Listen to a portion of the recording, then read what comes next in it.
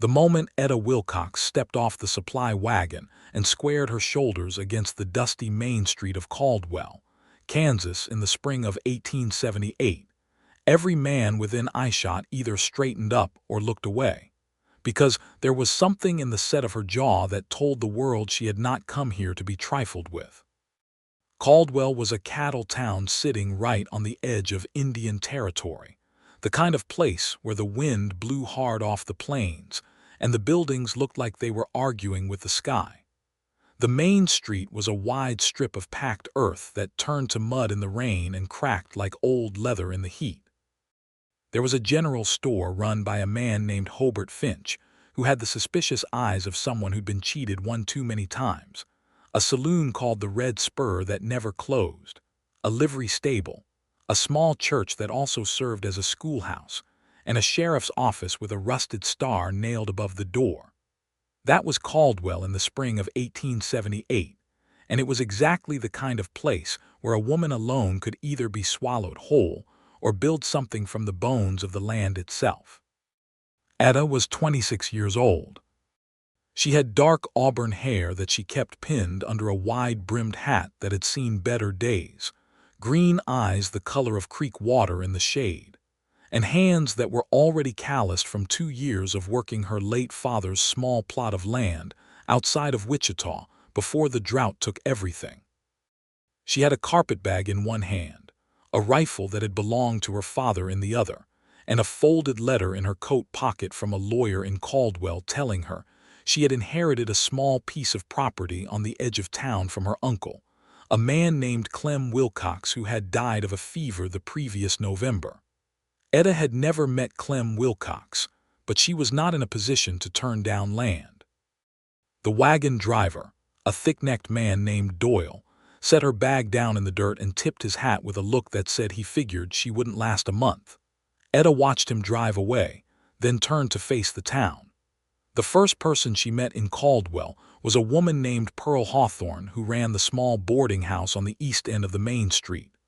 Pearl was somewhere in her 50s with silver-streaked hair and a directness that Etta found immediately refreshing. Pearl looked her over, asked her name, asked about her family, asked about her plan, and when Etta laid it out plain, Pearl nodded and told her the room above the kitchen was 5 cents a night and breakfast was included. "What kind of shape is the Wilcox property in?" Etta asked over the first cup of coffee Pearl set in front of her. Pearl made a face like she'd bitten into something sour.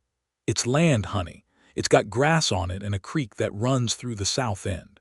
There was a cabin, but Clem let it go something terrible. You'll need to fix the roof before the summer storms roll in, and the fence along the north side is down in 3 places." Etta nodded slowly, running her thumb along the rim of the coffee cup. "And the town, what kind of people live here?" Pearl leaned back in her chair. "Most of them are decent, some of them aren't, same as anywhere. The cattle drives come through in the summer and that changes things for a while. We've got a new sheriff who came up from Texas about 4 months ago, Roy Bailey. He's younger than you'd expect for a man carrying that kind of badge, but he's got a steadiness to him that I've come to appreciate." Etta filed the name away without much thought. She had land to tend to. She didn't have much room left in her mind for people she hadn't met yet. She met Roy Bailey for the first time 2 days after she arrived, and the meeting was not romantic in any sense of the word. It was, in fact, a dispute. She had gone to the lawyer's office to finalize the paperwork on the Wilcox property, and had come out to find a man standing in the middle of the street examining her father's rifle, which she had leaned against the post of the lawyer's office while she was inside. He was tall, broad through the shoulders, with dark hair and a face that had been weathered by a life spent mostly outdoors. He wore a sheriff's badge and the kind of calm expression that either meant he was very reasonable or very dangerous. "That's mine," Etta said, crossing the distance between them with purpose. He looked up at her without flinching, noticed it was loaded and leaning against a post on a public street. "Figured I ought to check on it. It's loaded because I'm a woman traveling alone in a cattle town on the edge of Indian Territory," she said, stopping in front of him and holding her hand out. and it was leaning against a post because I had paperwork to sign and it's too long to bring inside." He looked at her for a moment with those steady dark eyes, then handed the rifle back. "Fair enough," he said.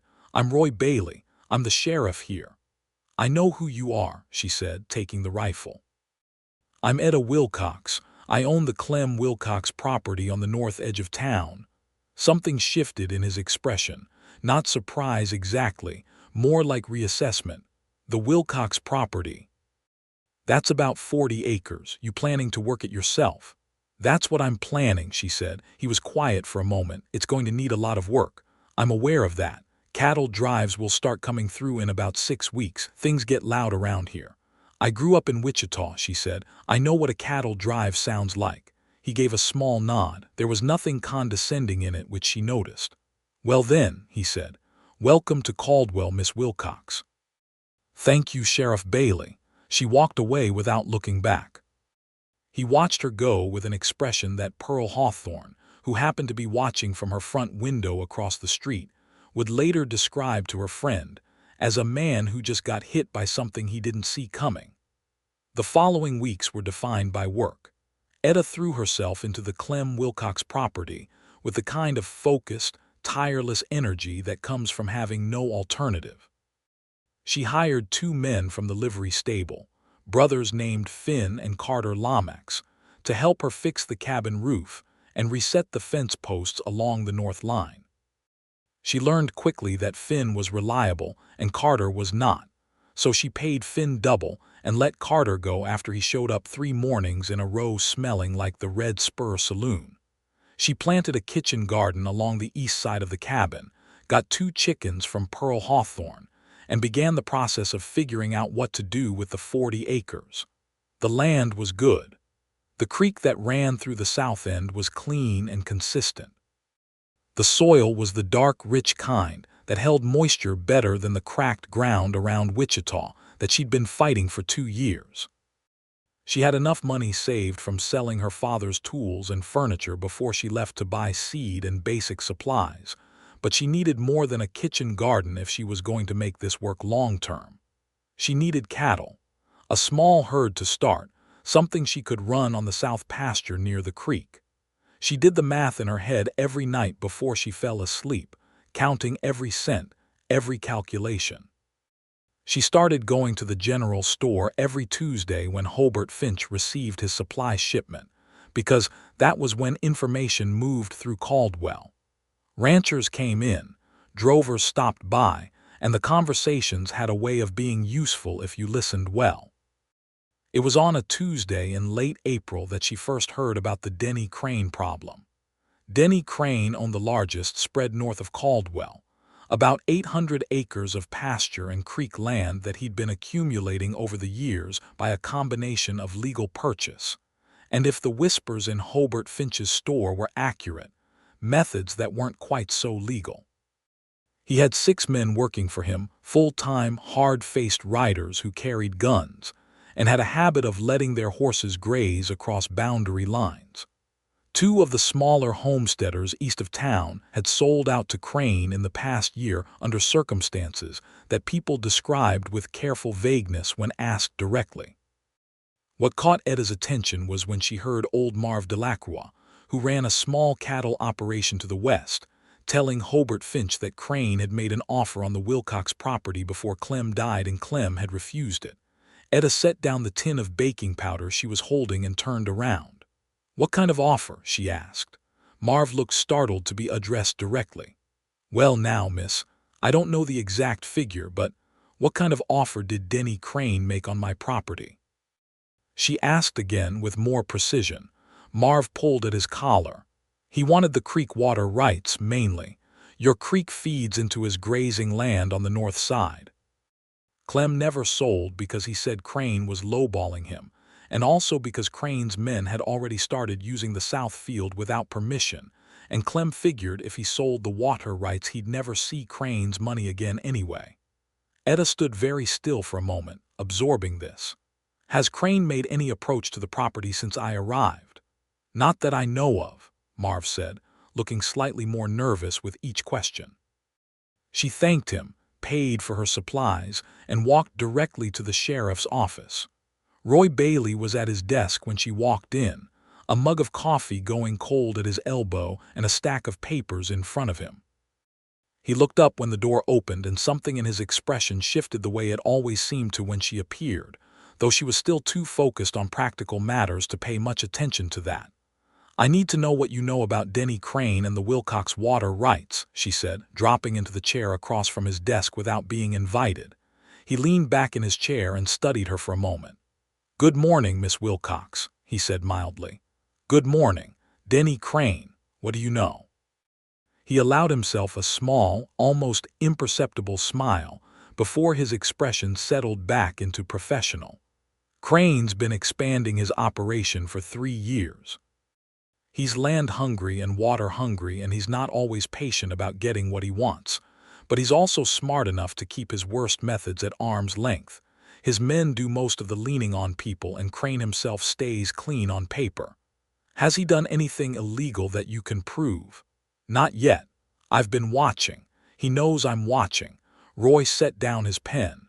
"Miss Wilcox, what are you thinking about doing?"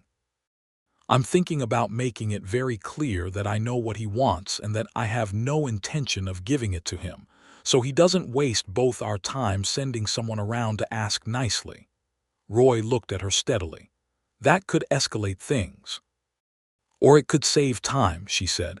"Men like Crane respect clarity, they don't respect timidity." There was a pause. He was looking at her the way a person looks at a horizon they've been watching for a long time and haven't quite been able to read. "You know," he said slowly, "you are about the most direct person I have met since I came to this town. I take that as a compliment. It was meant as one." They looked at each other across the desk for a beat that was 1 second longer than strictly necessary for the nature of the conversation. "If Crane sends someone to your property," Roy said, returning to practical ground, "you come straight to me. Don't engage them alone." "I have my father's rifle," she said. "I know you do," he said. "Come to me anyway."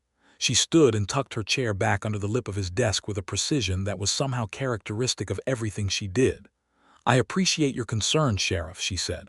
"Roy," he said without quite deciding to. She stopped and looked at him. "I beg your pardon, Roy," he said again, holding her gaze.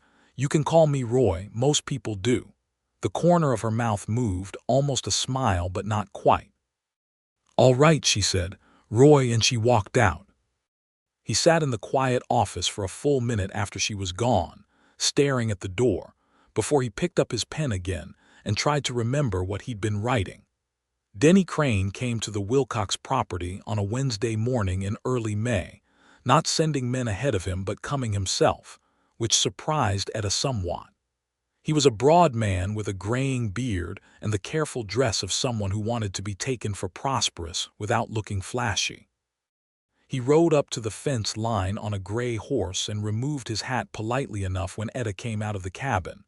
"Miss Wilcox," he said, "I'm Denny Crane. I'm your neighbor to the north. Figured I should come introduce myself." "I know who you are," she said, which seemed to be something she had a talent for saying to men who expected to be unknown. She stood on the porch with her arms folded and looked at him calmly. "What can I do for you, Mr. Crane?" He smiled with the practiced ease of a man who'd done a lot of persuading over the years. "I wanted to make sure you'd settled in all right. It's not easy, a woman alone on a new property. I've got men who could help with any heavy work you need done." "I manage fine, thank you." "Of course you do." He turned his hat slowly in his hands. "I also wanted you to know that I made an offer to your uncle before he passed, on the water rights to the South Creek." "It's a fair offer and I'm happy to know," she said. Crane blinked. He was not used to being interrupted. "If you'd let me finish." "No," she said again with exactly the same level tone. "I won't be selling the water rights to the South Creek, Mr. Crane. Not now, not later. The creek is part of what makes this land worth keeping, and I intend to keep this land. So whatever figure you had in mind, you can put it away. This conversation is finished." Crane was quiet for a long moment. His smile stayed in place, but the warmth went out of it. "That's a firm position for a woman who's been here less than a month," he said.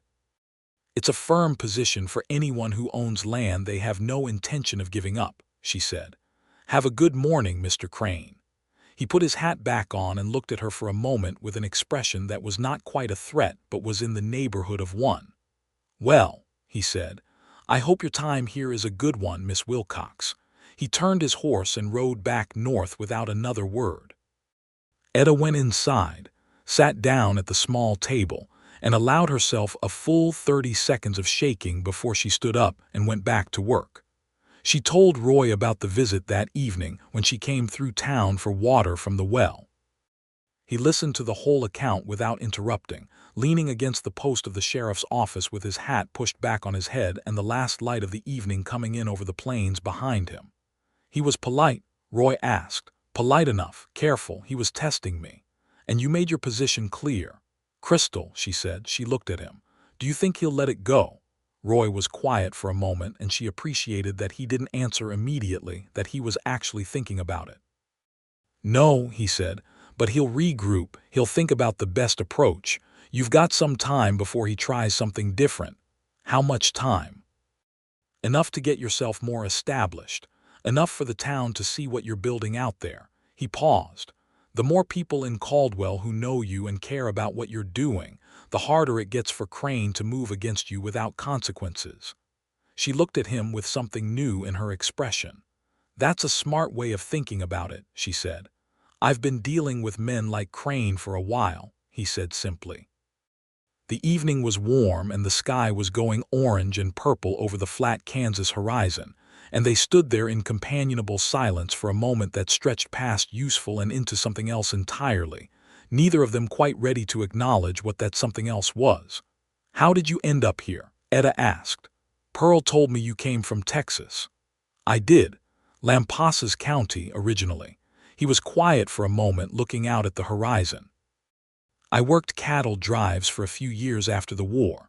My father and older brother were both marshals, and I figured it was in the blood. I took a deputy position in San Antonio, then when the opening came up here, I figured a man ought to have his own town to watch over. Do you like it? Caldwell, he considered the question seriously. It's growing. It's got good bones. The people here mostly want to do right, and when people mostly want to do right, a sheriff's job is less about stopping bad things and more about making sure the good things have room to grow. He looked at her sideways. It's a good place to build something. Something in the way he said it felt like it was directed at her, and she felt warmth move up through her chest that she firmly attributed to the heat of the evening and nothing else. I should get back, she said. I've got fencing to check before dark. I'll walk you to your horse, he said. You don't need to. I know I don't need to, he said pleasantly. I'd like to. She looked at him for a moment, then nodded, and they walked together to the hitching post where her horse, a steady bay mare she'd bought from the livery for $12 and named Clover, was waiting patiently. He held Clover's head while Etta mounted, a small courtesy that she found herself appreciating more than she expected. Be careful going north, he said. Stay on the main track. I always stay on the main track, she said, settling into the saddle. I know you do, he said, and there was something in his voice that was warm and certain and made her urge Clover forward before she could sit there any longer. She did not look back. He watched her go until the last of the evening swallowed her up. The weeks that followed settled into a rhythm that Etta found deeply satisfying. She rose before dawn, worked the garden, tended the chickens, checked the fences, and spent the long daylight hours making incremental improvements to the cabin and the surrounding land.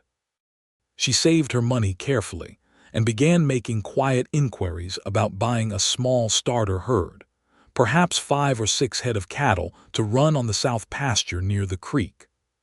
She started attending Sunday services at the small church, not so much out of sudden piety as out of Pearl Hawthorne's quietly insistent advice that being part of a community was practical. She met the Delacroix family, Marv and his wife Bee, who were kind people with 3 grown sons and a daughter who ran their cattle operation with admirable organization. She met the Hendrys, a young couple who had come west from Ohio the previous year and were homesteading a quarter section east of town. She met Tom Bright, who ran the Red Spur Saloon and was, contrary to expectation, a mild-mannered man who kept a clean establishment and broke up fights before they started.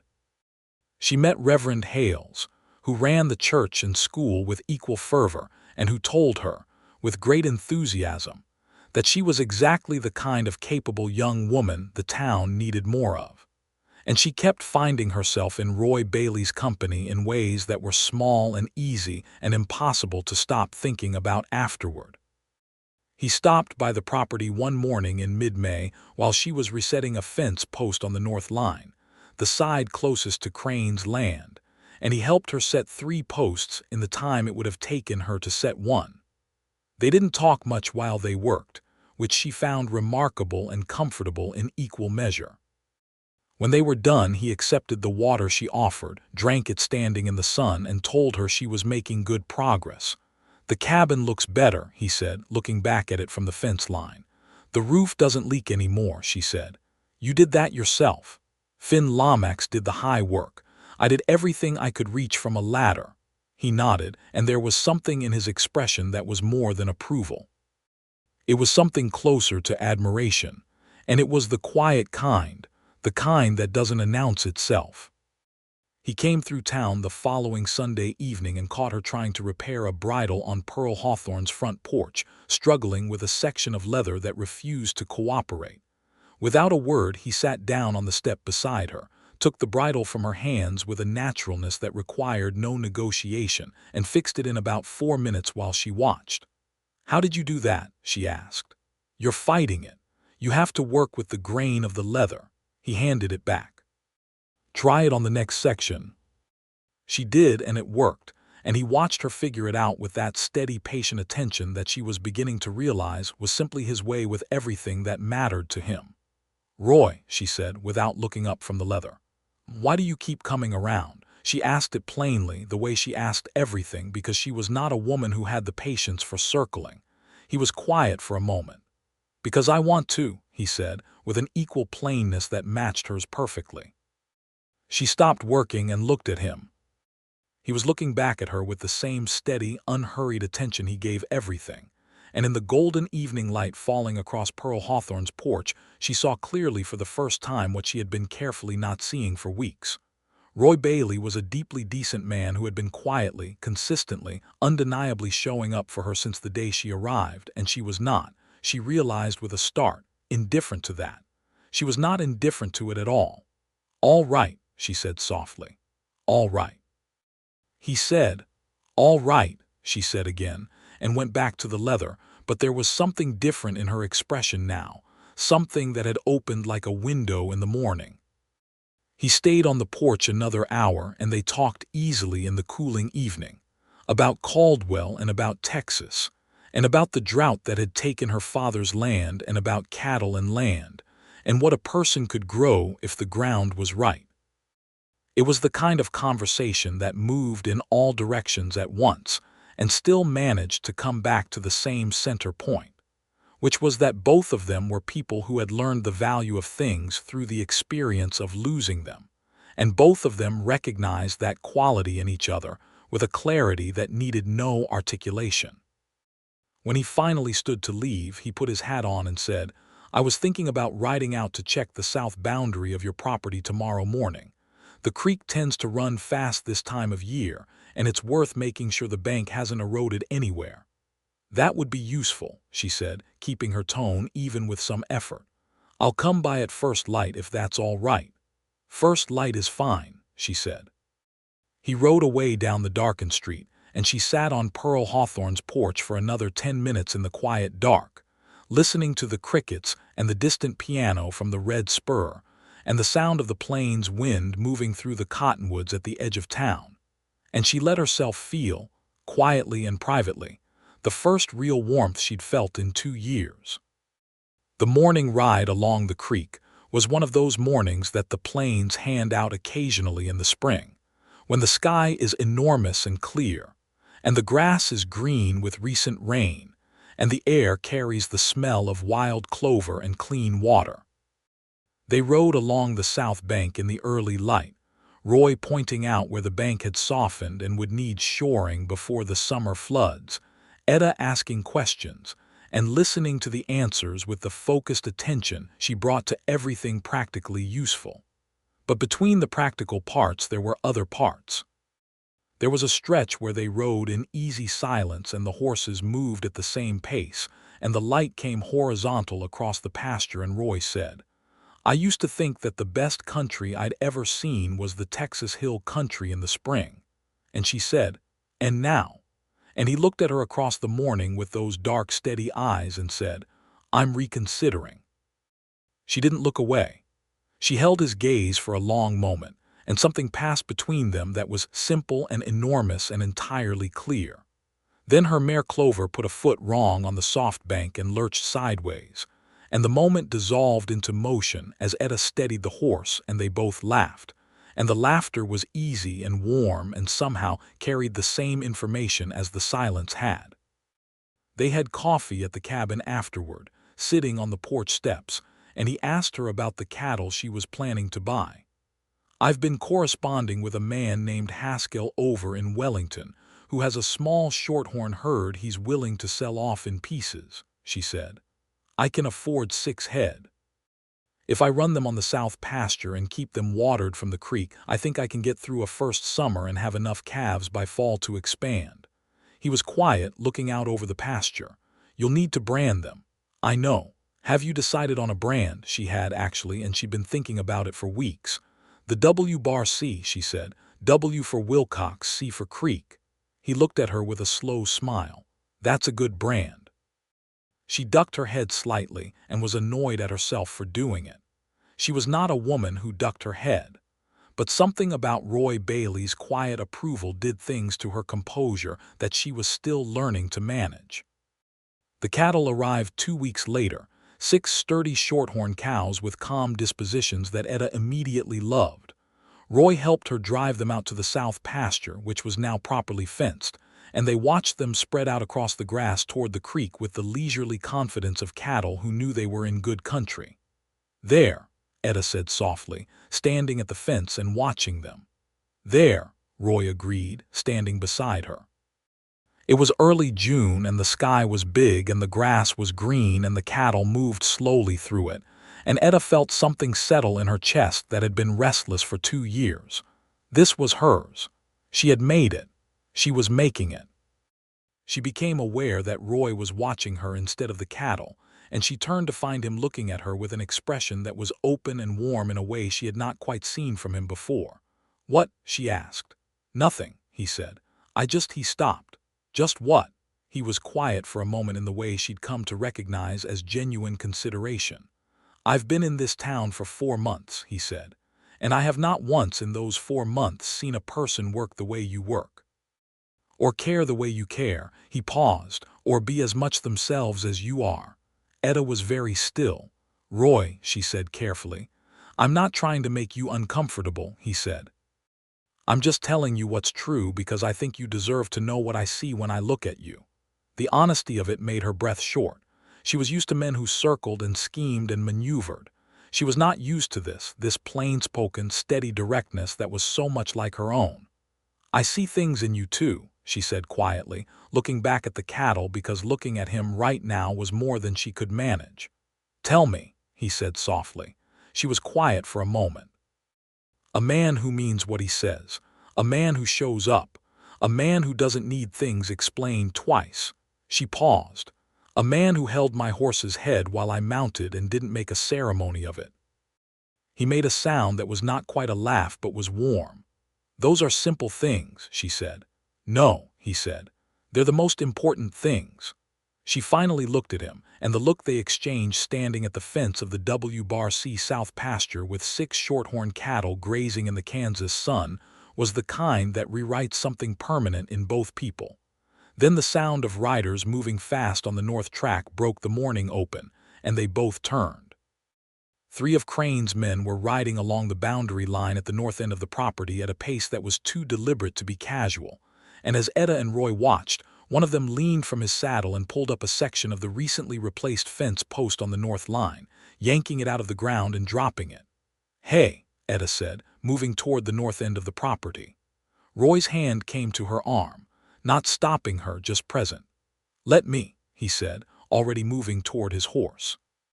He rode up to the north line in a calm, unhurried way that was more intimidating than urgency would have been. Etta came behind him, because she was not staying behind. The three riders stopped when they saw the badge. The one who had pulled the post, a narrow-faced man with a red beard, looked back at Crane's property line as if calculating distance. "That post," Roy said pleasantly, "needs to go back in the ground." "Post was already loose," Redbeard said. "Just fell over." "I watched you pull it out," Roy said. "So did the owner of this property. Put it back in the ground." There was a standoff that lasted about 15 seconds, which is a long time when everyone involved is very still. Then Redbeard dismounted, picked up the post, and rammed it back into the hole with considerably more force than required, which was the kind of compliance that was also an expression of resentment. He remounted, and the three of them rode back north without another word. Roy turned his horse and came back to where Etta was standing at the fence. He looked at her steadily. "This is going to escalate," he said quietly.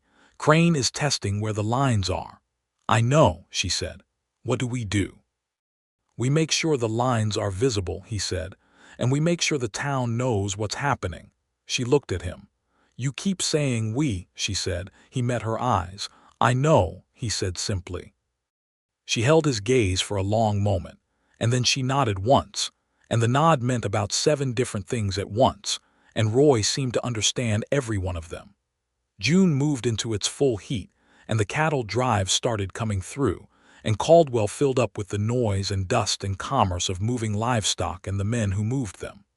The Red Spur did enormous business, and Tom Bright hired 2 extra men to keep the peace inside it. The main street was thick with drovers and their horses, and the smell of cattle was on everything. Roy was busier than he'd been, managing the traffic and the occasional fights, and the general problem of too many armed men in too small a space. But he still stopped by the W-C property. Not every day because he genuinely didn't have time, but often enough that it was notable, and in a town like Caldwell, things that were notable became things that were talked about. Pearl Hawthorne told Etta with poorly concealed delight that people were saying she and the sheriff were courting. "People say all kinds of things," Etta said, not quite meeting Pearl's eyes. "Are they wrong?" Pearl asked. Etta was quiet for a moment, looking out the window at the busy street. "I don't know exactly what we're doing," she said. "He comes around and we talk and it's..." She stopped. "Good," Pearl offered gently. "Very good," Etta admitted, and the admission felt like setting down a weight she'd been carrying on her own for longer than she should have. Pearl smiled the smile of a woman who has lived long enough to recognize something good when she sees it. "Roy Bailey is a fine man," she said. "He's serious and kind, and he means what he says. And the way that man looks at you, Etta Wilcox, is the way a man looks when he knows he's found something worth keeping." Etta pressed her lips together against the warmth that rose in her face. "He hasn't said anything directly." "He will," Pearl said with absolute certainty. "He did." Or rather, they both did, which was more accurate, because when it happened it was mutual and unhesitating. It was a Sunday evening in late June. Etta had come to town for the end-of-week supplies and had stayed for dinner at Pearl's, and Roy had come to the boarding house for the same dinner, which Pearl hosted every Sunday for anyone who wanted company, which was practically the whole street. After dinner, people sat on the porch in the cooling evening and talked, and gradually, as the night settled in, the porch emptied until it was only Etta and Roy sitting in the 2 chairs that faced the street, and Pearl's lamp burning soft inside, and the town going quiet around them. "I have been thinking about something," Roy said, looking at the street. "Tell me," she said. He turned to look at her. "I have been thinking about you constantly since about 3 days after you arrived," he said. "And I've been trying to be patient about it because you have a lot to build and I didn't want to be something that got in the way of that." She looked at him. "You're not in the way of anything," she said softly. "I just needed to say it straight," he said. "Because I think straight is the only way to say things to you." "It is," she agreed. "I'm not a man who has a lot of poetry in him," he said. "I don't have the fancy words. But I know what I feel and I know what I see, and what I feel is that I want to be where you are, and what I see is a woman who is—" He stopped, and she saw him working carefully, "the most remarkable person I have ever known." Etta felt the words settle into her like water into dry ground, quiet and deep and thoroughly absorbed. "Roy," she said. "Yeah. I have been thinking about you just as constantly," she said. "And I have been pretending to myself that I wasn't, which is dishonest, and I'm not generally dishonest, so I should probably stop." He let out a breath that might have been held for weeks. "Good," he said. "Good," she agreed. He reached over and took her hand where it rested on the arm of the chair, and she turned her hand and held his back, and they sat in the warm dark of the Kansas evening while the stars came out over the plains and the town breathed quietly around them, and neither of them needed to say anything more because the silence was full of everything. The trouble with Denny Crane came to a head in July, and it came fast. It started with the water. Someone, almost certainly one of Crane's men, had put a dam of logs and rock across the South Creek above the W-C property line, diverting the flow. Etta discovered it on a Thursday morning when she walked her south pasture and found the creek running to barely a trickle. Her cattle were already restless. By afternoon, if the dam stayed in, they'd be in trouble. She rode straight to Roy. He was already mounted when she arrived at the sheriff's office as if he'd expected her. "I heard there was trouble on the creek," he said. He'd been told by Marv Delacroix, who had ridden in that morning with the same concern. "They damned it," she said, breathless from the hard ride. "Above my line." "I know, let's go." They rode north together fast along the track that led toward the creek headwaters. The dam was exactly where Etta had suspected, 20 yards above the property line, built from cut timber and packed rock that was clearly deliberate construction. Two of Crane's riders were nearby, doing a very poor impression of people who just happened to be in the area. "This dam needs to come down," Roy said to them, reining in and looking at the construction with a methodical calm. "Mr. Crane had water rights upstream," one of the riders said. "Mr. Crane has no dam building rights on a shared waterway," Roy said. "This creek feeds multiple properties. Blocking it is a violation of the water compact under Kansas territory law." He looked at both men directly. "This dam comes down today. If it's not down by sundown, I'll be back with the Territorial Land Commissioner and a written order, and Mr. Crane will be receiving a court summons along with it." The riders exchanged a look. "We'll have to tell Mr. Crane," one said. "You do that," Roy said. They rode away. Roy and Etta dismounted and stood looking at the dam. "We should take it down ourselves," Etta said. "Right now, before he has time to send someone back to reinforce it." Roy looked at her. "That's my thinking too," he said. They spent the next hour dismantling the dam by hand, hauling rocks and dragging logs to the bank, the creek water rushing cold and insistent around their boots. It was hard, muddy work, and it was well over 90 degrees, and they did it together without complaint. When the last log cleared the channel, the creek surged forward with the pent-up pressure of several hours of blockage, and the sound of it rushing back toward the south pasture was one of the better sounds Etta had heard in years. She stood in the shallow water with her boots soaked and her sleeves rolled to the elbow and mud on her forearms, and Roy stood beside her, equally muddy and wet, and they both watched the water run free. "Thank you," she said. "Of course," he said, and when he said it she knew he meant it in a way that went well past the creek. Crane's response came 3 days later, and it was uglier. Two of his riders came to the south pasture at night and opened the gate, and by morning Etta's 6 cattle had wandered north. She found them the following day on Crane's land, mixed into his herd, and when she rode to Crane's property to retrieve them, one of his men told her that the cattle had been found grazing on Crane's grass and that Mr. Crane would want compensation before he released them.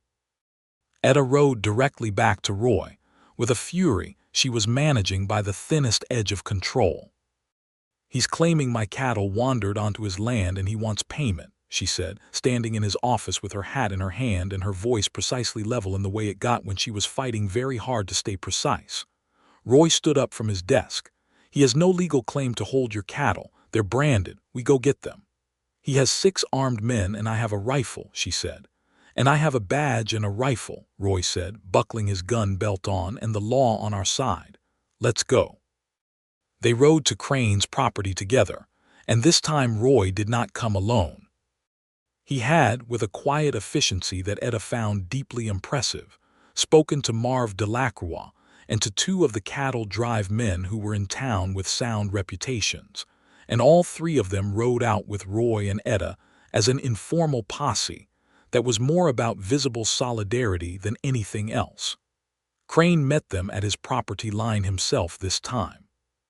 He was on foot, standing in front of his barn, and his 6 men were visible in various positions that were not quite threatening but were not quite casual either. "Sheriff," Crane said, "I wasn't expecting a gathering." "I've come for Miss Wilcox's cattle," Roy said from his saddle. 6-head W-bar-C brand last seen on your property after her south gate was opened from the outside 2 nights ago. Crane spread his hands. "I don't know anything about a gate." "Your cattle are here, Mr. Crane," Etta said, and she did not raise her voice. She did not need to. There was a quality in her voice, a flat, certain weight that needed no volume. "They have my brand on them. I want them back now." Crane looked at her for a long moment. He was a calculating man, and he was doing calculations visibly.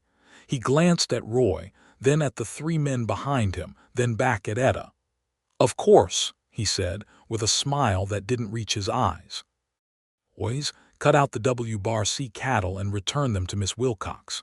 It took 20 minutes, and through the whole process Etta sat on Clover without moving, her spine straight and her expression set, watching every animal that came back through the gate to make sure all 6 were accounted for.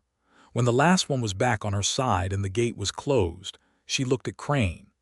"I appreciate your cooperation," she said, in a tone that indicated she was under no illusions about what had just happened. Crane touched the brim of his hat. "Any time, Miss Wilcox." They rode back to the property and drove the cattle to the south pasture and checked the gate, which showed clear evidence of being lifted off its hinge from the outside. Roy looked at the damage and then looked at Etta.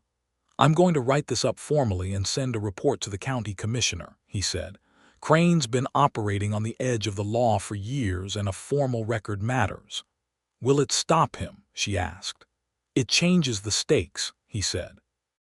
"He knows if he escalates further there's a documented pattern.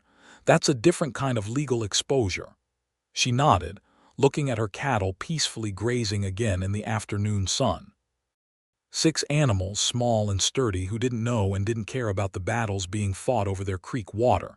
She found their indifference oddly comforting. "Are you all right?" Roy asked. She turned and looked at him. He was watching her with that open, steady regard that she had stopped pretending not to feel deeply. "I'm better than all right," she said. "I'm still here. My cattle are still here. My creek is still running." She paused. "And you came." "I'll always come," he said quietly, and the simplicity of it was more binding than any formal declaration she could have imagined.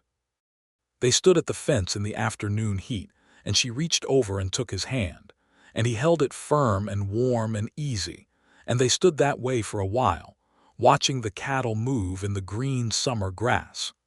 The formal turning point in the town's relationship with Denny Crane came at the town meeting in August. Town meetings in Caldwell in the summer of 1878 were held in the church building, and attended by anyone who had an opinion and the energy to voice it, which in a cattle town was nearly everyone. The meeting had been called by Reverend Hales ostensibly to discuss the expansion of the school, but word had circulated that the Crane situation was going to come up, and so the building was packed. Etta came early and sat near the front, which was not the most comfortable position given how many people kept looking at her, but she refused to sit in the back as though she had something to be ashamed of. Roy came in and sat beside her, which was noted by everyone in the room and which neither of them addressed. The meeting started with the school expansion, which went reasonably quickly, because there was general agreement and no money to fight over.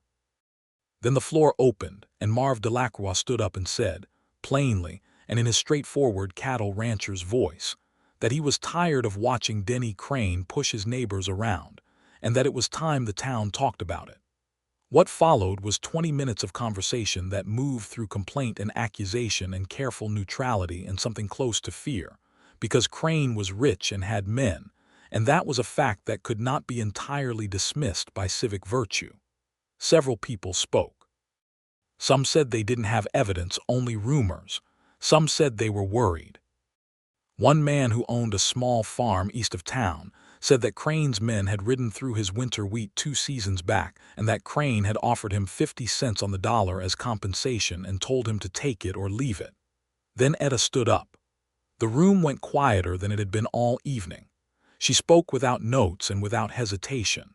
She told the story of the dam, the cattle, the rider pulling up her fence post, every incident in order with dates, with detail. She was not angry in the way that is loud. She was angry in the way that is precise and clear, and therefore far more effective.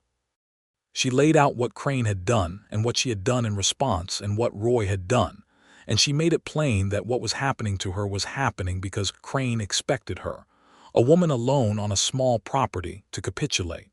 And she had not, and she would not. He is counting on the rest of you to be too afraid or too tired to notice what he is doing, she said, looking across the packed room. He is counting on things being quiet enough that he can keep doing this without consequence. I am standing here tonight to tell you that it is not quiet. I am not going to pretend it is quiet, and I am asking you not to pretend either. The room was very still when she finished. She sat down. There was a beat of silence, and then Roy Bailey stood up. He looked around the room for a moment, and then he said, in a clear and steady voice that carried to every corner of the church, "Everything Etta Wilcox just told you is accurate, documented, and on record in my office. I've watched this woman stand on her own property and face down a man with 6 armed riders and not move an inch. I've watched her take apart a dam with her bare hands in the July heat to get water back to her cattle. I have been a lawman in 3 different towns, and I have stood beside a good many people who had cause to be brave. And I want this town to know, right now, standing in front of every one of you, that Etta Wilcox is the strongest person I have ever stood beside. Bar none." The silence that followed was the kind that comes before something shifts. Then B. Delacroix started clapping, and then her 3 sons, and then Reverend Hales, and then Tom Bright from the back of the room, and within 15 seconds the whole church was on its feet, and the sound of it was enormous and warm and definitive. Etta sat very still through the first 3 seconds of it, and then she turned and looked at Roy, who was still standing beside her with that calm, steady face, looking back at her with an expression that was everything. She stood up. She faced him.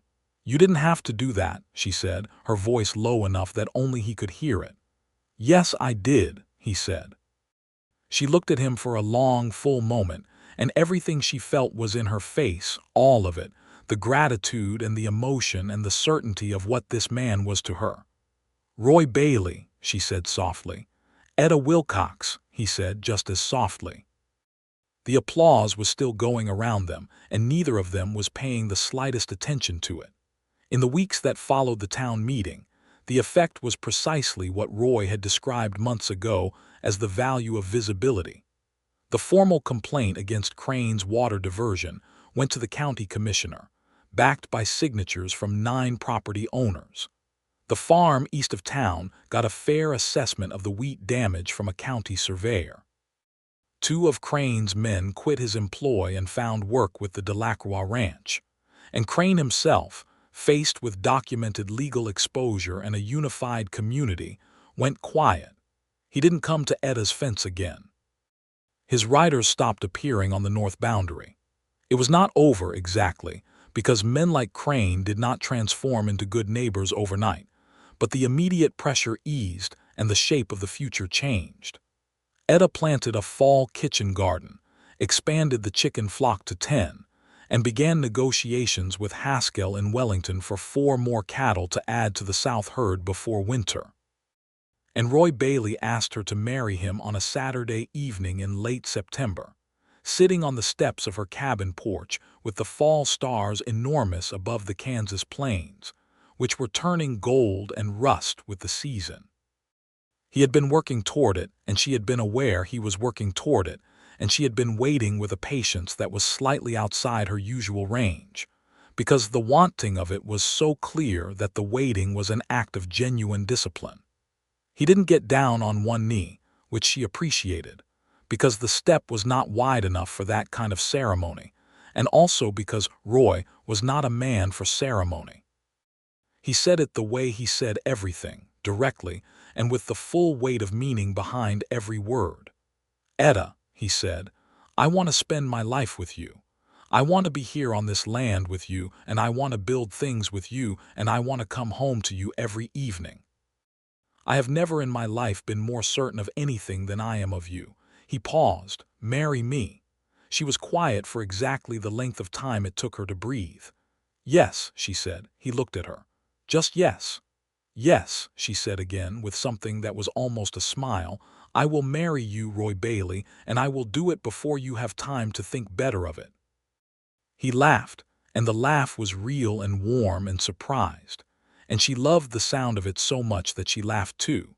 And they sat on the porch steps of the W-C cabin in the September dark, laughing quietly together while the stars wheeled overhead. And then he took her face in both hands and kissed her.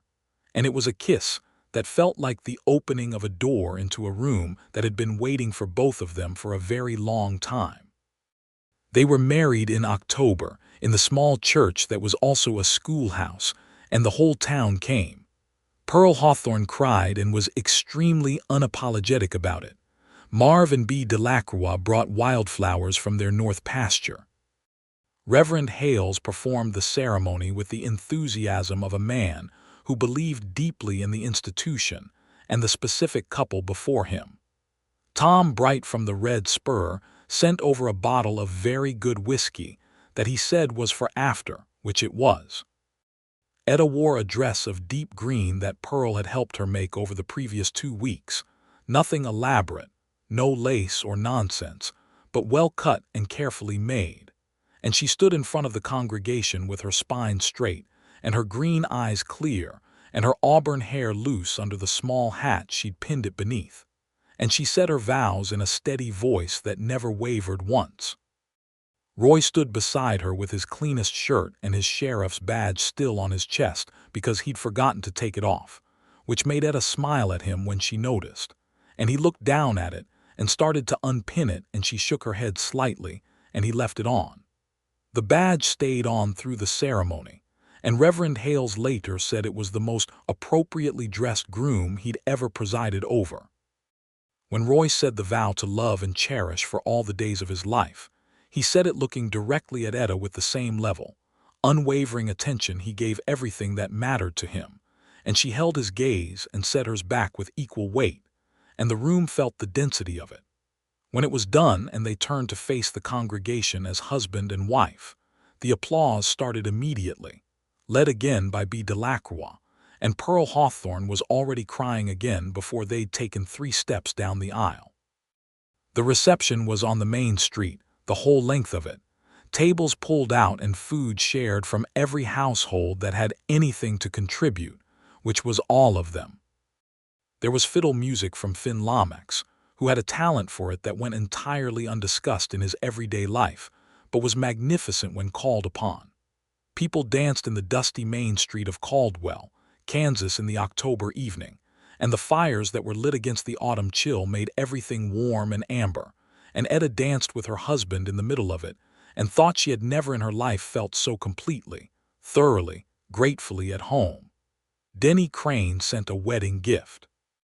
It was a small, oddly formal gesture that no one quite knew how to interpret, but Roy said it was a good sign, that a man who sent a gift had made a choice about what kind of future he wanted with his neighbors, and that choice, small as it was, pointed in the right direction.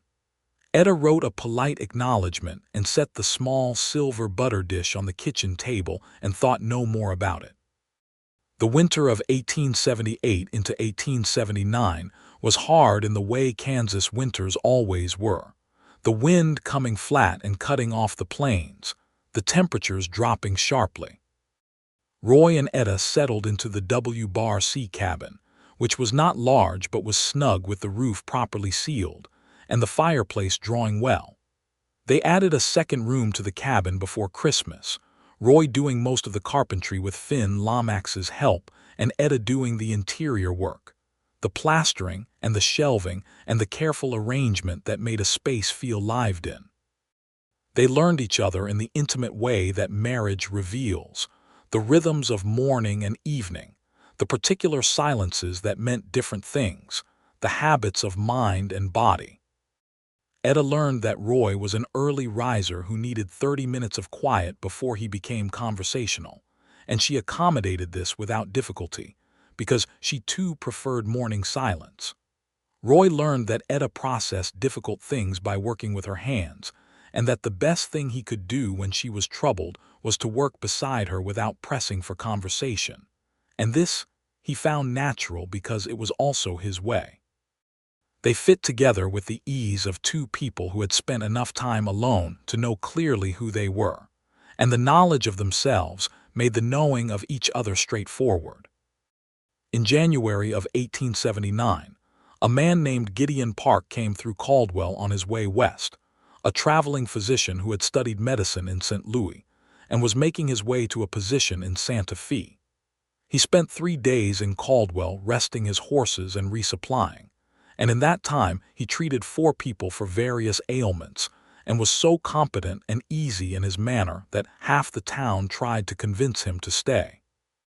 He was a black man of about 40, which mattered in the context of 1878 Kansas in ways that could not be pretended away. The territory had its contradictions, and its injustices laid directly alongside its aspirations, and the treatment Gideon Park received in Caldwell was not uniformly decent.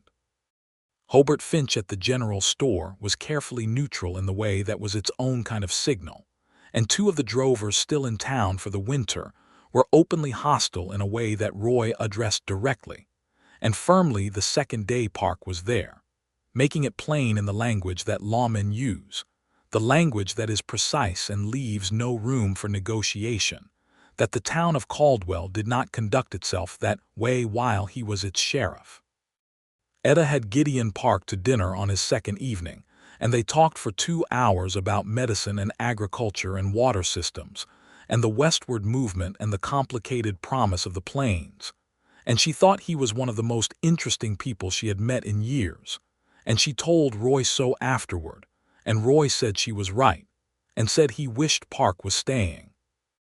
Gideon Park moved on west on the 3rd morning, and left behind a small medical kit with Reverend Hales for community use, and Etta found herself thinking about him occasionally over the following months, about the ease and dignity with which he moved through a world that handed him difficulty at every turn, and about what that kind of strength looked like from the inside. It informed her thinking, quietly and persistently. Spring of 1879 came in with rain, and the grass came up thick, and the creek ran full, and the W-C cattle, 10 head now, moved contentedly in the south pasture. Etta added 4 more chickens and planted a larger kitchen garden, and began discussing with Roy the possibility of adding a small barn before the next winter. She was also, by April, expecting their first child. She told Roy on a Wednesday evening, matter-of-factly, because it was her nature to deal in facts, sitting across from him at the kitchen table after supper. He went very still for a moment, looking at her, and then something moved across his face that was more feeling than she had ever seen him show in one instant, a wide, unguarded happiness that made him look younger and more open than his everyday careful steadiness allowed, and she loved him with a completeness that was physical, like a sound in her chest. "Are you sure?" he asked. "I am," she said. He reached across the table and took both her hands and held them. Etta, he said, and could not seem to find anything beyond her name that was adequate. I know, she said. Are you all right? Are you feeling well? I feel fine, she said. Strong. Tired in the evenings, but otherwise strong. He looked at her with the steady, thorough attention he gave her and nodded slowly. We'll need to get the new room built before fall, he said. I was thinking that too, she said. I'll talk to Finn about timber. We should also talk to the county about whether a physician might be willing to come out here around the time. I'll look into that this week, he said. They sat for a moment, their hands linked across the supper table, the practical conversation sitting on top of an enormous happiness that needed no words because it was in everything around them. The barn went up in late May. A solid structure with good timber that Finn Lomax helped build over 3 weekends while Roy did the weekday work, and Etta handed tools and mixed mortar, and generally made herself useful in the 1,000 ways she always did. Crane's land remained quiet. He had expanded his operation east instead of north, purchasing a section of land from the departing Hendry family who had decided Ohio had been better after all. And whatever he was doing on that eastern expansion was his own business so long as it stayed on his own land. Etta kept her eye on the north boundary but kept her energy on her own property, which was the wiser investment. By August of 1879, the W-Bar-C was something genuinely worth looking at. The cabin had 2 proper rooms and a broad covered porch. The south pasture held 10 good cattle. The kitchen garden was the most productive it had been. The chickens were producing more eggs than Etta and Roy could eat, and she had started selling the surplus to Pearl Hawthorne and to Hobart Finch's store. The north fencing was solid and marked clearly. The creek ran clean through the summer heat. Etta's growing pregnancy was visible, and she carried it the way she carried everything else, without complaint and without slowing down, though Roy became increasingly attentive in ways that veered toward hovering and that she gently redirected. Roy, she said one August afternoon, when he had offered for the second time to carry the water bucket she was carrying to the garden, I am pregnant, not injured. The water is fine. He held up both hands. All right, he said. She looked at him with the expression that was half amusement and half the deep, steady love she felt for him always. Come here, she said. He came. She took his hand and placed it on the curve of her abdomen, which was substantial now, and they stood in the garden in the August heat, and the baby shifted under his palm, a small, definitive movement that never failed to make the world feel different from how it had been a moment before. Roy looked at her. His face was that open, unguarded expression he had when his guard came entirely down. This is something, he said softly. It is, she agreed. In the first week of October, 3 days before their first anniversary, Etta went into labor. Pearl Hawthorne came out to the property because she had midwifing experience, and between Pearl and Roy and the straightforward stubbornness of both Etta and the child, labor lasted 8 hours and ended with a healthy boy who announced his arrival in a voice that suggested he had inherited his mother's lack of interest in being ignored. They named him James, for Roy's father, with Clem as a middle name for the uncle who had given Etta the land she needed. James Clem Bailey arrived in the world with a full head of dark hair, and his mother's green-tinged eyes, and a determination to be awake at all hours that was exhausting and completely beloved. Roy held his son for the first time while Etta rested, sitting in the chair by the window with the baby against his chest, and his expression was that of a man who has arrived somewhere he didn't know he was traveling toward and found it to be exactly where he needed to be. Etta watched him from the bed, tired down to the bone, and more at peace than she had ever been in her life. He looks like you, she said. He looks like you, Roy said without taking his eyes off the baby. We'll argue about it later, she said. We'll argue about it forever, he agreed and smiled down at the baby. And the baby, with the magnificent randomness of newborns, seemed for a moment to smile back. Their first anniversary was a quiet dinner at the cabin with Pearl Hawthorne and Marv and B. Delacroix, and James asleep in the new wooden cradle that Finn Lomax had built as a gift. and good food and warm conversation, and the knowledge that a year had changed everything and nothing, because everything that mattered had been present from nearly the first moment. Roy gave Etta a second chair for the porch, matching the one that was already there, because she had once mentioned that she liked the idea of sitting side by side in the evenings and watching the land settle into dark. He had made it himself over the preceding 2 months, and it was not perfectly crafted, but it was exactly right. She ran her hands over the wood and looked at him. "You made this," she said. "Finn helped with the joints," he said. "But mostly, yes." She looked at it for a long moment, and then she set it beside its companion on the porch, and they sat in them together in the October evening, while the baby slept inside and the plains went dark around them, and the chairs were exactly the same height and exactly the right distance apart, and the whole W-Bar-C was quiet and full and good.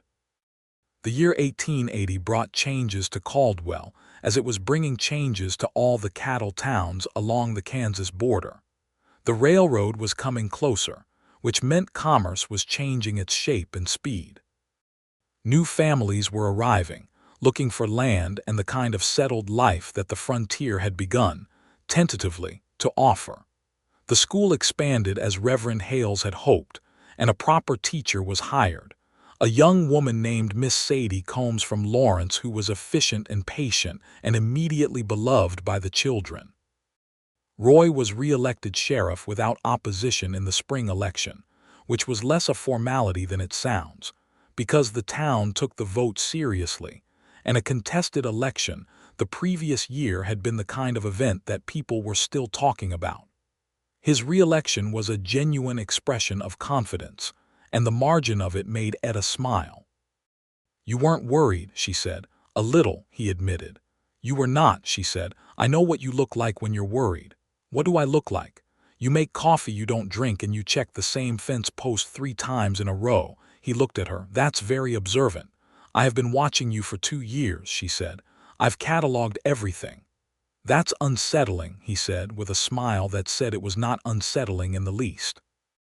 The W-Bar-C herd grew to 16 cattle by the summer of 1880, which meant the south pasture was at comfortable capacity, and Etta began discussions with Roy about whether to expand to the north pasture, which was the larger section of the property and had good grass but no water access from the creek.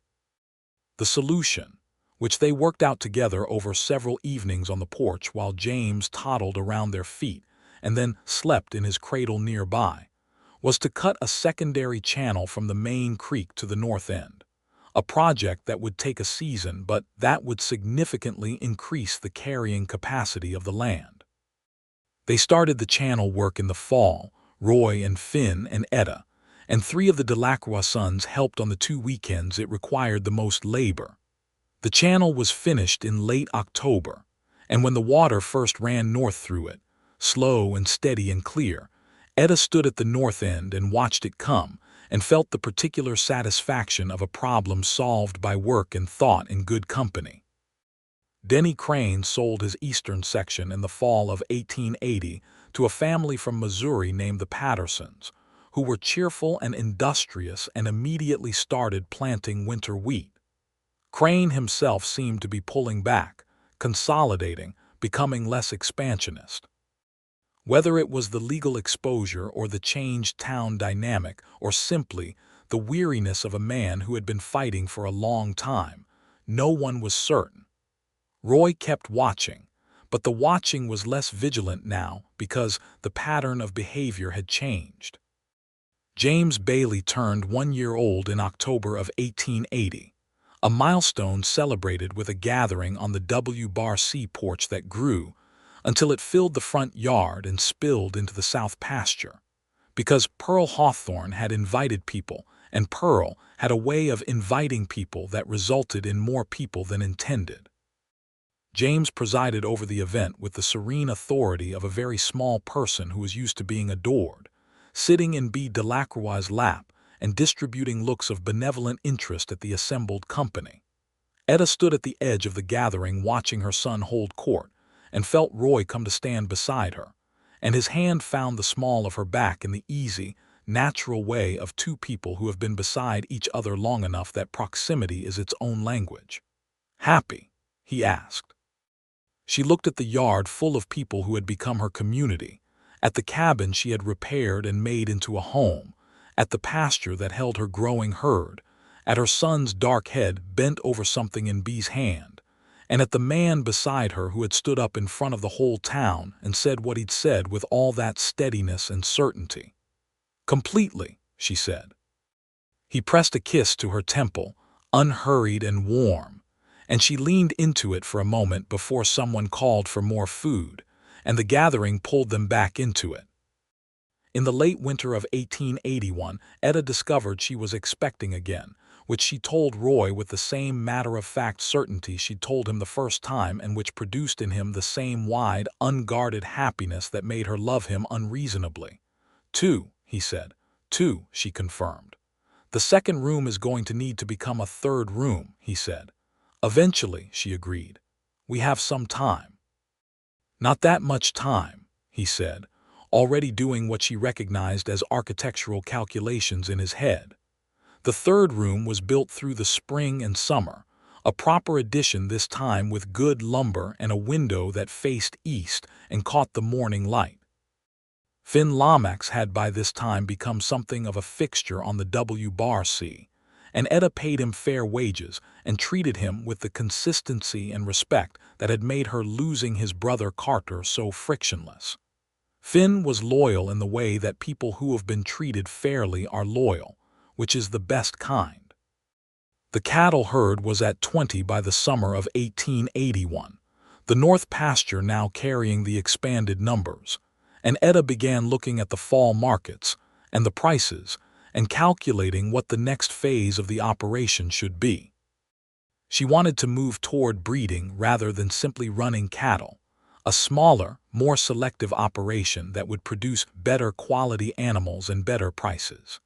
She had been reading about shorthorn breeding programs in agricultural publications that came through Hobart Finch's store and writing letters to ranchers in eastern Kansas who were further along this road.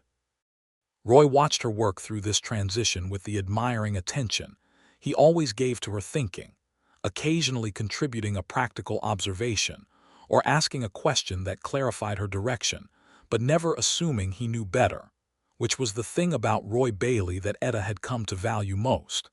He was a man without the particular pride that needed to be the smartest in the room. He knew what he knew, and he knew what she knew, and he treated both kinds of knowledge as equally real. He told her once, sitting on the porch in the long summer evening with the plains going amber in the last light, that the thing about her that had unmade him from the beginning was not the strength of her, though that was extraordinary, but the honesty of it. "You don't perform it," he said. "You don't need anyone to see it, it's just what you are." She looked at him. "You said that to the whole town," she said. "I said it because it was true and because they needed to hear it," he said. "It was the most surprising thing anyone has ever done for me," she said quietly.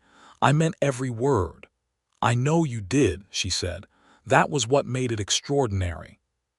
He reached over and took her hand the way he had on the night they first acknowledged what they were to each other, and she held it back with the same answering warmth, and the evening moved through its colors around them while James slept inside, and the new room waited for the new baby, and the cattle moved in the north pasture against the last light.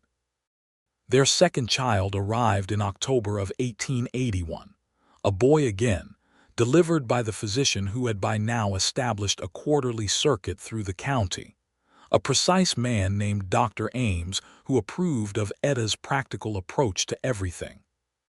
The second boy was born with Roy's dark eyes and his mother's set jaw, and a calmness that contrasted entirely with James's emphatic personality.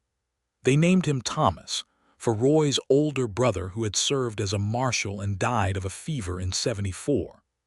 Thomas Roy Bailey arrived quietly into the world and looked around at it with a considered patience that would characterize him all his life.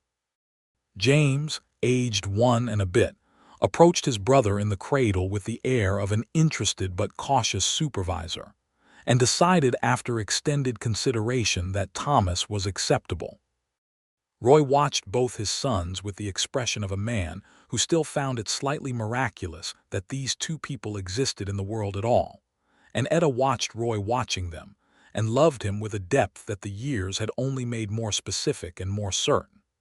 The winter of 1881 was mild by Kansas standards, which was a mercy with a new baby and a toddler, and a herd of 20 cattle that needed seeing to.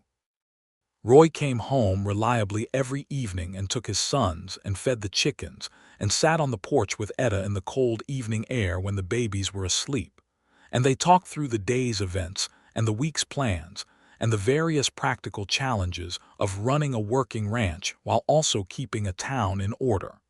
They were a team in the fullest sense of the word. Their house operated on equal partnership in every meaningful way, which was not the universal arrangement in Caldwell in 1881, but was their arrangement, arrived at naturally and without ceremony, because both of them had grown up with the understanding that practical matters required whoever was most suited to the task to do the task. By the spring of 1882, Etta's breeding program was producing results. Her first selective-bred shorthorn calves had been born the previous fall and were wintering well, and the interest from buyers at the Wellington market was encouraging. Hobart Finch told her, with the slightly reluctant admiration of a man who had not expected this outcome, that the W-C cattle were getting a reputation for good quality. Denny Crane had been quiet for going on 2 years. He'd sold another section to the east and seemed to be reducing his operation rather than expanding it. Roy heard through the county that Crane was having health difficulties, which was more explanation than any moral transformation. Whatever the reason, the north boundary of the W-C was peaceful, the fence post stood, and the creek ran free. The town itself had grown since Etta arrived, 4 years earlier now, with new businesses and new families, and the expansion of the school to 2 rooms, and the arrival of a small medical clinic operated by a nurse, named Mrs. Birch, who had trained in St. Louis, and who came in response to a petition that Etta had been centrally involved in drafting, because the distance to a physician was not acceptable when there were children and families. Etta was asked to join the town council in the spring of 1882, and she accepted. There were 3 other members, all men, who received her arrival with varying degrees of enthusiasm. 2 of them recognized quickly that she was useful, and the third recognized it after the first meeting when her practical analysis of the water infrastructure problem was so clear and actionable that even his resistance was overcome by its own irrelevance. Roy sat on the porch the evening after her first council meeting and listened to her describe it, and then he said, "They'd be fools not to listen to you." And she said, "One of them is a fool and the other 2 are not, so we're at 66%. And he laughed the warm, real laugh that she gathered against herself like something precious. The summer of 1882 was golden. That is the only word for it. The grass was high, and the cattle were good, and the children were healthy, and the town was growing in the right direction, and the county was peaceful, and Roy came home every evening, and they sat on the porch in the 2 chairs he had made and watched the sun go down over the Kansas plains in colors that were theatrical and enormous and completely serious. James, aged 2.5, had learned to run and applied this knowledge to everything. Thomas sat on the porch in a basket and regarded his brother's speed with what appeared to be philosophical interest. On a particular evening in August, Roy came home later than usual, tired from a long day managing a boundary dispute between 2 ranchers east of town, and Etta had supper waiting, not because it was her job but because she had finished her work first.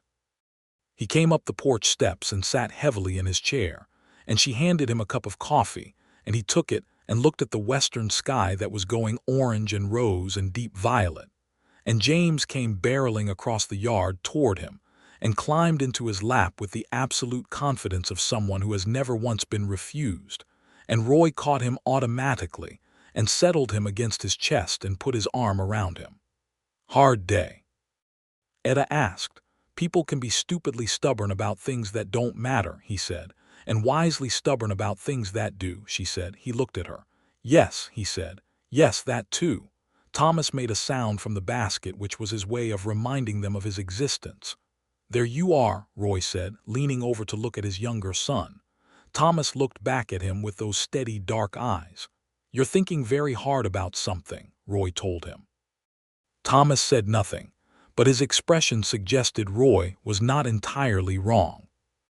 The evening settled around them, warm and easy, the light going slowly through its colors, James falling asleep against his father's chest with the suddenness of small children, Thomas watching the light with his considered gaze, Etta with her feet tucked under her in the chair, her coffee going slowly cold in her hand. Roy, she said after a while, do you ever think about how different things could have been? He was quiet for a moment, thinking genuinely. Yes, he said. And then I look at what there is, and I can't hold the other thought for very long. She looked at him, at this man who had walked up to her on a main street in a cattle town and handed back her rifle and said fair enough, who had set fence posts in the morning sun without making a ceremony of it, who had held her horse's head, who had ridden north with her and taken apart a dam in the July heat, who had stood up in front of the entire congregation of Caldwell, Kansas, and said without hesitation what she was to him. Neither can I, she said.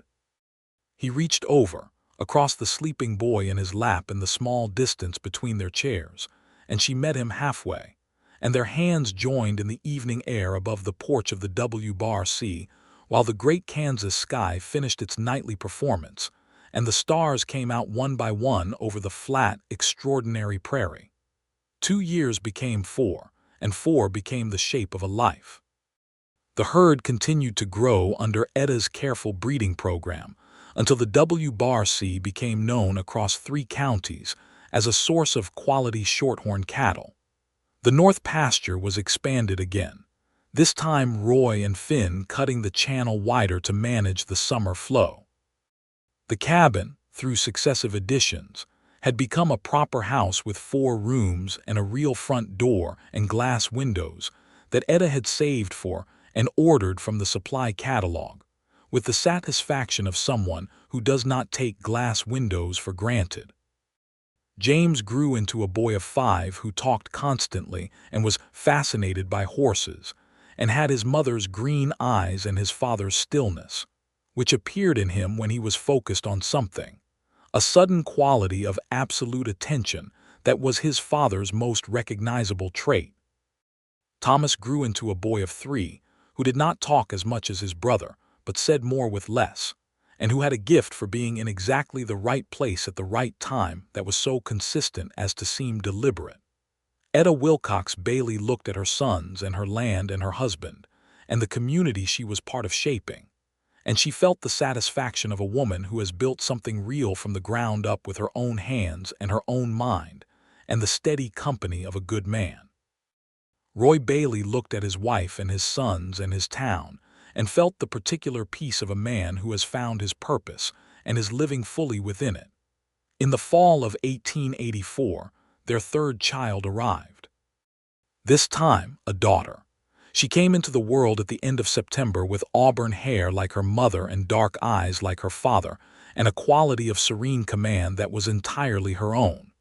They named her Clara, for no one in particular and everyone in general, because she seemed to Etta like a person who would make the name mean something new. James received his sister with deep and serious interest. Thomas received her with the same contained certainty he brought to everything, as if she had always been expected. Roy held Clara on the evening of her arrival while Etta rested, sitting in the chair by the window the way he had held each of his children in turn, and looked at her small face with the same expression of quiet astonishment that new life produced in him every time, the sense that the world was deeper than it looked. Etta watched him from the bed and thought about the day she had stepped off a supply wagon with a carpet bag and a rifle and the address of a lawyer, and all the things that had been set in motion from that moment, and how none of them had been guaranteed, and all of them had required courage and work, and the willingness to stand firm when standing firm was the harder thing. She thought about Roy standing up in that church in 1878 and saying what he had said, with the whole town listening and her sitting beside him in the front pew, and how those words had moved through the room and landed in her chest and changed something permanently in the arrangement of herself. She thought about everything they had built together and were still building because the work was not done, it was never done, but the direction was clear and the foundation was sound, and the people doing the building were exactly the right people for the task. "Roy," she said. He looked up from their daughter. "I love you," she said, plainly and without decoration, because that was still the only way she knew to say important things. He looked at her with the full, steady warmth of 7 years of mornings and evenings and work and partnership and deep and abiding love. "I love you," he said back, with the same plain certainty. Clara made a small sound, possibly of agreement. James and Thomas, in the other room, could be heard arguing amicably about something involving a horse and a fence post, and a question of who had said what first, their voices carrying through the new house into the October evening, where the Kansas plains stretched out beyond the glass windows under a sky that was full of stars from one edge to the other, enormous and steady, and without end. The W-Bar-C sat solid in the dark, its fences holding, its creek running, its pastures resting under the fall stars. The two porch chairs faced the west the way they always did, side by side, close enough to reach across. Tomorrow there would be work, as there always was, and the day after that, and the season after that, and all of it was good. All of it was exactly what they had made it, with their hands and their stubbornness and their honesty with each other, and the great unglamorous love that is built one ordinary day at a time and is therefore stronger than any other kind. The strong endure, the honest build, the ones who show up stay. In Caldwell, Kansas, in the wide and honest country of the frontier, a woman named Etta Wilcox had come with a carpetbag and a rifle, and had built a life that was worth the building. And a man named Roy Bailey had stood beside her and known from nearly the first moment what that was worth, and had said so in the plainest and most public of terms, and had gone on saying so in every small and ordinary action of every day that followed, which is the deepest and most lasting kind of declaration there is. And in the house on the W-Bar-C, under the enormous Kansas stars, with the children sleeping and the cattle settled and the creek running quiet in the fall dark, Etta and Roy Bailey were home.